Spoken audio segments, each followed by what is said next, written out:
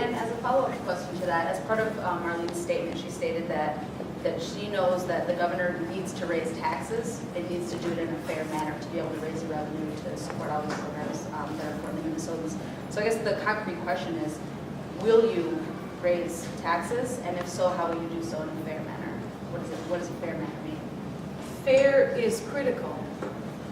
We all know that there has been undermining of the progressive nature of our tax system that I think everybody in Minnesota wants.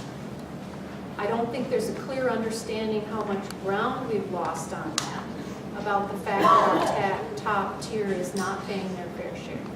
I don't think there's been enough communication about how much of the tax burden has come down to my level, the local government level, on property taxes, which are extraordinarily regressive. That conversation hasn't been made loud and clear to people. What I do think we need to be careful of, though, is not engaging in class warfare. I think we need to have a common sense, calm discussion about what the revenues are needed to meet the needs of our communities, and pounding on the table and screaming tax the rich might feel good, but I don't think it's going to move the conversation forward. So we'll move on to our third question, and that will be asked by Meredith. Hi, my name is Meredith Webb, and I live in Powderhorn Park in South Minneapolis. I grew up in Atlanta, Georgia, and my school system there was stuck in a rut of de facto segregation from the 1960s. We had 7 elementary schools, 4 white and 3 black. But we were all funneled together into the one middle and high school, essentially attending 2 different schools based on the disparities in our earliest educational experiences in segregated schools with different resources and opportunities. Years later, I realized that my community and I lost by ignoring such a divided system and allowing a startling silence around this injustice, an injustice that doesn't just happen in the South, or just between blacks and whites, or just in education, but throughout our society in Minnesota. The reNEW Minnesota vision calls upon us all to eradicate racism in our society today and to undo the continued impacts of past racism. I believe that each child and person has inherent worth. What will you do as a candidate to step away from tapping people's fears and playing on the divisions in our community about race? What is your plan to talk about race in a way that builds community and hope?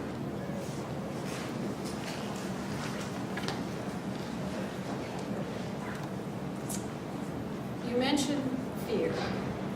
And one thing I've talked a lot about on the campaign trail is how so much of our public safety spending is based on the politics of fear and rather than what makes us safer. And I realize your question started with the issue of education, and I will get to that.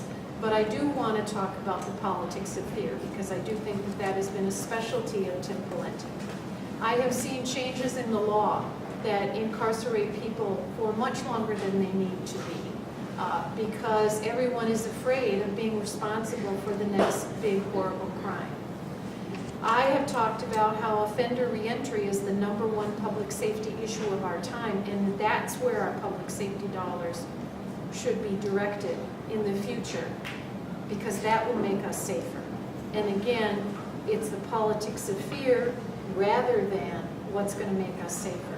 On the education front, the first thing that comes to mind is we are never going to erase the achievement gap or make any progress on the achievement gap unless we make a substantial commitment to early childhood education in our most at-risk communities. I spent time recently at a program called Baby Space, which is over in near the Little Earth community. And it was extraordinary wraparound service for these kids because their needs are so tremendous. We need to spend our money on the kids that are most at risk if we expect them to start school ready to learn, be reading by 3rd grade, and continue to succeed. And so we need to resist things like Well, you know, it'd be really popular to go to all-day kindergarten in every jurisdiction in the state, including White Bear Lake. You know, my kids didn't need all-day kindergarten. We should be spending our money on the kids who do need those kinds of services. So intensive intervention with the families and the kids that need it most are what we need to do. Obviously, your question has something to do too with planning housing and transportation and all those other ways that we resist or can fight channeling that segregation. But I guess my time's up. So as a governor, you're going to have a lot of power to be able to change the structures that perpetuate institutional racism. What other concrete policies will you make to overcome the past racism? Well, I mean, I talked about the criminal justice system. That's a huge piece, and there are many, many more things that need to happen in that regard. We talked about education. I have a lot of concern about the disparate funding for school districts across this state, which I think play out in this question of race. The needs are great in those schools where there is a lot of diversity. I was listening to the radio the other day and I heard an ad for the Minnetonka School District that they have immersion, Chinese immersion now, and Spanish immersion.